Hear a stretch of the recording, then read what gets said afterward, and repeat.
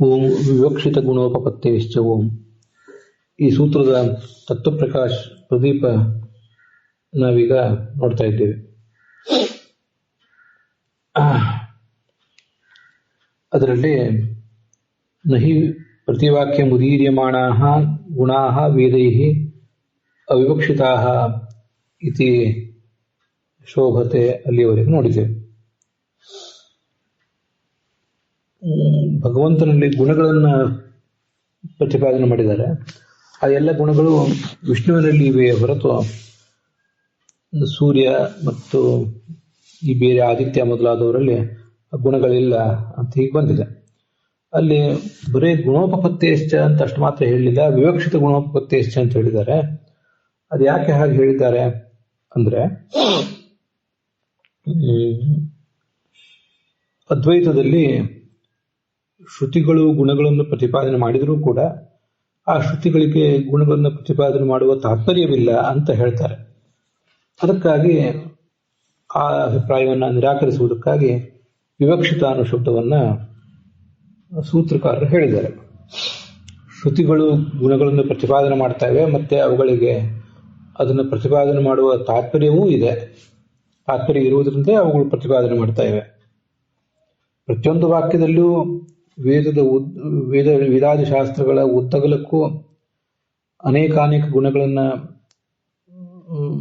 ಏನು ಪ್ರತಿಪಾದನೆ ಮಾಡ್ತಾ ಇವೆ, ಅಷ್ಟೆಲ್ಲ ಗುಣಗಳನ್ನು ಪ್ರತಿಪಾದನೆ ಮಾಡ್ತಿರುವಾಗ ಆ ವೇದಾದಿ ಶಾಸ್ತ್ರಗಳಿಗೆ ಆ ಗುಣಗಳಲ್ಲಿ ತಾತ್ಪರ್ಯ ಇಲ್ಲ ಅಂತ ಹೇಳುವುದು ಆ ವೇದಕ್ಕೆ ಶೋಭೆ ತರುವಂತಹ ವಿಚಾರ ಅಲ್ಲ. ಬರೇ ವೈದಿಕ ಶಬ್ದಗಳು ಮಾತ್ರ ಅಲ್ಲ, ಜಗತ್ತಿನಲ್ಲಿ ಬೇರೆ ಯಾವ ಶಬ್ದವೂ ಕೂಡ ದ್ರವ್ಯ ಮೊದಲಾದ ಶಬ್ದಗಳು, ದ್ರವ್ಯ, ಗುಣ, ಕರ್ಮ ಹೀಗೆ ಮೊದಲಾದ ಅನೇಕ ಶಬ್ದಗಳು, ಪೃಥ್ವಿ, ಅಪು, ತೇಜಸ್ ಇತ್ಯಾದಿ ಶಬ್ದಗಳು. ಇಲ್ಲೇ ಇವೆಲ್ಲ ಶಬ್ದಗಳಿಂದಲೂ ಕೂಡ ಗುಣವಿಶಿಷ್ಟವಾದ ಒಂದು ವಸ್ತುವೇ ಪ್ರತಿಪಾದಿತ ಆಗ್ತದೆ.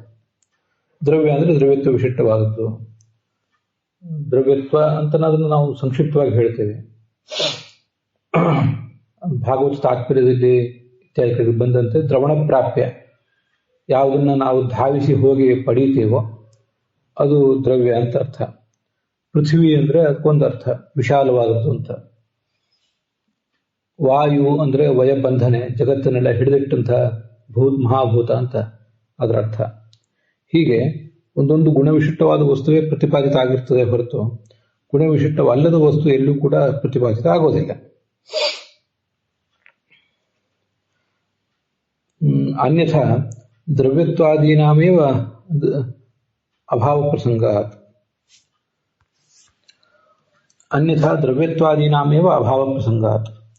ಈ ದ್ರವ್ಯ ಅನ್ನುವುದು ದ್ರವ್ಯತ್ವ ವಿಶಿಷ್ಟವಾದ ವಸ್ತುವನ್ನು ಹೇಳ್ತದೆ, ಗುಣ ಅನ್ನುವುದು ಗುಣತ್ವ ವಿಶಿಷ್ಟವಾದ ವಸ್ತುವನ್ನು ಹೇಳ್ತದೆ. ಹಾಗೆ ಪೃಥ್ವಿ ಅನ್ನುವುದು ಪೃಥ್ವಿತ್ವ ವಿಶಿಷ್ಟವಾದ ವಸ್ತುವನ್ನು ಹೇಳ್ತದೆ ಅಂತ ನಾವು ಒಪ್ಪಬೇಕು. ಹಾಗೆ ಒಪ್ಪದೇ ಹೋದ್ರೆ ಈ ದ್ರವ್ಯತ್ವ ಅಂತ ಅನ್ನೋದೊಂದು ಇದೆಯಲ್ಲ ಈ ಜಗತ್ತಿನಲ್ಲಿ, ದ್ರವ್ಯತ್ವ ಅಂತ ನಾವು ಉಳಿದ ಎಲ್ಲ ಸಿದ್ಧಾಂತಿಗಳು ಒಪ್ಕೊಂಡಿದ್ದಾರೆ. ದ್ರವ್ಯದಲ್ಲಿ ದ್ರವ್ಯತ್ವ, ಗುಣದಲ್ಲಿ ಗುಣತ್ವ, ಮತ್ತೆ ಪೃಥ್ವಿಯಲ್ಲಿ ಪೃಥ್ವಿತ್ವ, ಹೀಗೆಲ್ಲ ಇದೆ. ದ್ರವ್ಯ ಅನ್ನೋದು ದ್ರವ್ಯತ್ವ ವಿಶಿಷ್ಟವಾದ ವಸ್ತುವನ್ನು ಹೇಳ್ತದೆ, ದ್ರವ್ಯ ಅನ್ನುವ ಶಬ್ದ. ಗುಣ ಅನ್ನುವ ಶಬ್ದ ಗುಣತ್ವ ವಿಶಿಷ್ಟವಾದ ವಸ್ತುವನ್ನು ಹೇಳ್ತದೆ. ಈಗ ನೀವು ಹೇಳುವಂತೆ ಆ ದ್ರವ್ಯ ಅನ್ನುವ ಶಬ್ದ ದ್ರವ್ಯತ್ವ ವಿಶಿಷ್ಟವಾದ ವಸ್ತುವನ್ನು ಹೇಳಲಿಲ್ಲ ಅಂತಾದ್ರೆ, ಹಾಗೆ ಗುಣ ಅನ್ನುವ ಶಬ್ದ ಗುಣತ್ವ ವಿಶಿಷ್ಟವಾದ ವಸ್ತುವನ್ನು ಹೇಳಲಿಲ್ಲ ಅಂತಾದ್ರೆ, ಮತ್ತ ಹಾಗಾದ್ರೆ ಆ ದ್ರವ್ಯತ್ವ ಗುಣತ್ವ ಇತ್ಯಾದಿಗಳನ್ನ ಹೇಳುವಂತಹ ಶಬ್ದ ಯಾವುದು? ಈ ಶಬ್ದದಿಂದಲೇ ಅದು ತಿಳಿದು ಬರಬೇಕು. ಆಯಾ ಗುಣದಿಂದ ವಿಶಿಷ್ಟವಾದ, ಆಯಾ ಧರ್ಮದಿಂದ ವಿಶಿಷ್ಟವಾದ ವಸ್ತುವೇ ತಿಳಿದು ಬರಬೇಕು. ಅದು ಇಲ್ಲದೆ ಹೋದ್ರೆ ಅವೆಲ್ಲ ಅಲ್ಲಿ ಇಲ್ಲದೆ ಆ ಶಬ್ದ ಅನ್ನೋದು ಅದನ್ನು ಹೇಳುವುದೂ ಇಲ್ಲ, ಮತ್ತೆ ಜಗತ್ತಿನಲ್ಲಿ ಅದು ಇಲ್ಲವೂ ಇಲ್ಲ ಅಂತ ಹೇಳ್ತೇನೆ ನೀವು. ಒಟ್ಟಾರೆ ಅವು ಇಲ್ಲವೇ ಇಲ್ಲ ಅಂತ ಆಯ್ತಲ್ಲ. ದ್ರವ್ಯತ್ವ, ಗುಣತ್ವ, ಪೃಥ್ವಿತ್ವ, ತೇಜಸ್ತ್ವ ಮೊದಲಾದವುಗಳು ಜಗತ್ತಿನಲ್ಲಿ ಎಲ್ಲೂ ಇಲ್ಲವೇ ಇಲ್ಲ ಅಂತ ಆಯ್ತು. ಕೇವಲ ಶುದ್ಧ ಸ್ವರೂಪವನ್ನು ಹೇಳಿದರೆ, ದ್ರವ್ಯ ಅನ್ನೋದು ಕೇವಲ ಶುದ್ಧ ಸ್ವರೂಪವನ್ನು ಹೇಳಿದರೆ, ದ್ರವ್ಯ ಅನ್ನೋ ಶಬ್ದ ಕೇವಲ ಶುದ್ಧ ಸ್ವರೂಪವನ್ನು ಹೇಳಿದರೆ, ಗುಣ ಅನ್ನೋ ಶಬ್ದ ಕೇವಲ ಶುದ್ಧ ಸ್ವರೂಪವನ್ನು ಹೇಳಿದರೆ, ಆಯಾ ವಸ್ತುಗಳೇ, ಆಯಾ ದ್ರವ್ಯತ್ವ ಮೊದಲಾದ ವಸ್ತುಗಳೇ ಇಲ್ಲ ಅಂತ ಆಯ್ತು. ಮತ್ತೆ ಅದಾಗ ಇದ್ರೆ ಅದು ಇಲ್ಲಿ ದ್ರವ್ಯದಲ್ಲೇ ಇರಬೇಕಲ್ಲ. ದ್ರವ್ಯತ್ವ ಇದ್ರೆ ದ್ರವ್ಯದಲ್ಲೇ ಇರಬೇಕು, ಗುಣತ್ವ ಇದ್ರೆ ಗುಣದಲ್ಲೇ ಇರಬೇಕು. ಹೊರತು ದ್ರವ್ಯತ್ವ ಅನ್ನೋದು ಗುಣದಲ್ಲಿರೋದಿಲ್ಲ, ಗುಣತ್ವ ಅನ್ನೋದು ದ್ರವ್ಯದಲ್ಲಿರೋದಿಲ್ಲ. ಹೀಗೆ ಆ ವಸ್ತುಗಳೇ ಇಲ್ಲ ಅಂತ ಆಗಬೇಕಾದಿತು. ಮತ್ತೆ ಅವು ಇವೆ ಅಂತ ಆದ್ರೆ ದ್ರವ್ಯತ್ವ ಅನ್ನೋದು ದ್ರವ್ಯದಲ್ಲಿ, ಮನುಷ್ಯತ್ವ ಅನ್ನೋದು ಮನುಷ್ಯನಲ್ಲೇ ಇರಬೇಕು.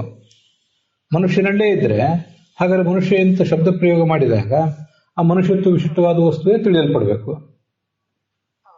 ಅಶ್ವ ಎಂಬ ಶಬ್ದವನ್ನು ಪ್ರಯೋಗ ಮಾಡಿದಾಗ ಅಶ್ವತ್ವ ವಿಶಿಷ್ಟವಾದ ಒಂದು ವಸ್ತುವೇ ತಿಳಿಯಲ್ಪಡಬೇಕು.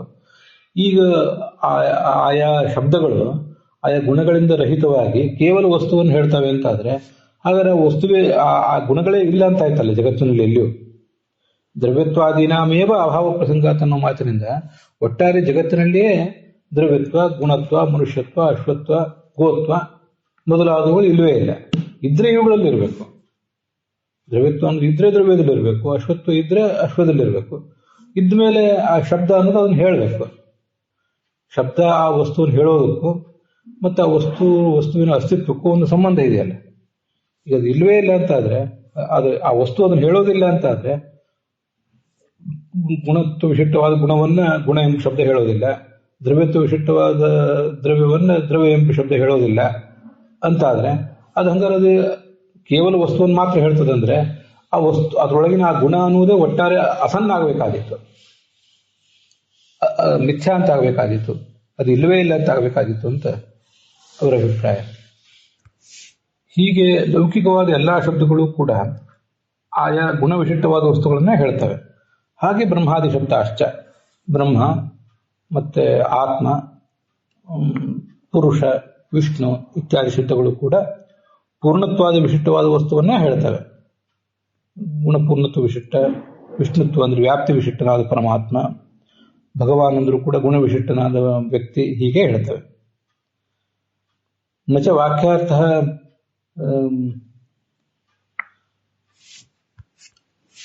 ವಾಕ್ಯಾರ್ಥ ವಾಕ್ಯದಿಂದ ಪ್ರತಿಪಾದಿತವಾದಂತಹ ಅರ್ಥ ಇದೆಯಲ್ಲ,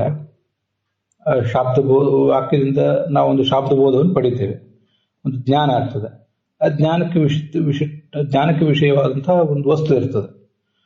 ಈಗ ಇಲ್ಲಿ ಮೊದಲನೇದಾಗಿ ಶಬ್ದಗಳು ಕೂಡ ಗುಣಪೂರ್ಣವಾದನ್ನೇ ಹೇಳ್ತವೆ.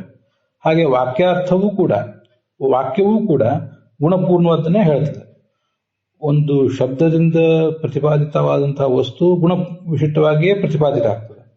ಹಾಗೆ ಇಡೀ ವಾಕ್ಯದಿಂದ ಪ್ರತಿಪಾದಿತವಾಗುವಂತಹ ಅರ್ಥವೂ ಕೂಡ ವಿಶಿಷ್ಟವಾಗಿಯೇ ಇರ್ತದೆ. ಅದೆಲ್ಲೂ ಕೂಡ ವಿಶಿಷ್ಟ ಅಲ್ಲ ಅಂತ ಹೇಳಲಿಕ್ಕೆ ಬರೋದಿಲ್ಲ. ನಾವೀಗ ಬ್ರಹ್ಮ ಅನ್ನೋ ಒಂದು ಸಪರೇಟ್ ಶಬ್ದಗಳ ಬಗ್ಗೆ ಬಿಡಿಯಾಗಿ ನಾವು ನೋಡಿದ್ದೇವೆ. ಬ್ರಹ್ಮ ಅನ್ನೋ ಶಬ್ದ ಗುಣಪೂರ್ಣತ್ವ ವಿಶಿಷ್ಟವಾದ ವಸ್ತುವನ್ನು ಹೇಳ್ತದೆ ಅಂತ ತೋರಿಸಿದ್ವಿ.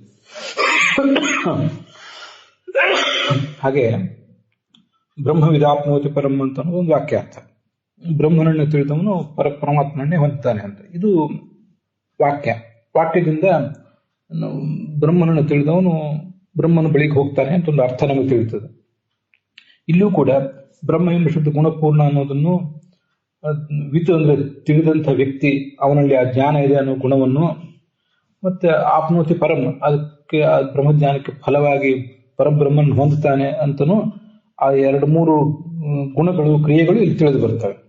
ಅದರಿಂದ ವಾಕ್ಯಾರ್ಥ ಅಂತನ್ನೋದು ಯಾವತ್ತೂ ಕೂಡ ವಿಶಿಷ್ಟವಾದನ್ನೇ ಪ್ರತಿಪಾದನೆ ಮಾಡ್ತದೆ, ವಿಷಯಕರೇ ಆಗಿರ್ತದೆ. ಪ್ರತಿಪಾದನೆ ಅಂತ ಹೇಳಬಾರ್ದು. ವಾಕ್ಯಾರ್ಥ ಅನ್ನೋದು ವಿಶಿಷ್ಟ ವಿಷಯಕನೇ ಆಗಿರ್ತದೆ.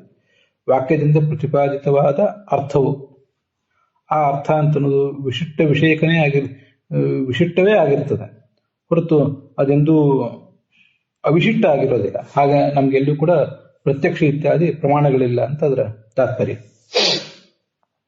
ವಾಕ್ಯಾರ್ಥ ವಿಶಿಷ್ಟ ಏವ ಭವತಿ ನ ಅವಿಶಿಷ್ಟ ಭವತಿ ಅಂತ ಅದರ ಅಭಿಪ್ರಾಯ. ಅಲ್ಲಿ ನಾನು ಹೇಳುವಾಗ ಸ್ವಲ್ಪ ಅದನ್ನು ಹಿಂದೆ ಮುಂದೆ ಮಾಡಿದ್ರೆ ಒಂದು ಸರಿಪಡಿಸ್ಕೋಬೇಕು. ವಾಕ್ಯಾರ್ಥವು ಅಂದ್ರೆ ವಾಕ್ಯ ಬ್ರಹ್ಮವಿದಾಪ್ನೋತಿ ಪರಂ ರಾಮವನಂ ಗಚ್ಚತಿ ಇತ್ಯಾದಿ ವಾಕ್ಯಾರ್ಥಗಳು, ಇತ್ಯಾದಿ ವಾಕ್ಯಗಳು ಮೊದಲು. ಆ ವಾಕ್ಯದಿಂದ ಪ್ರತಿಪಾದಿತವಾದಂತಹ ಒಂದು ಅರ್ಥ.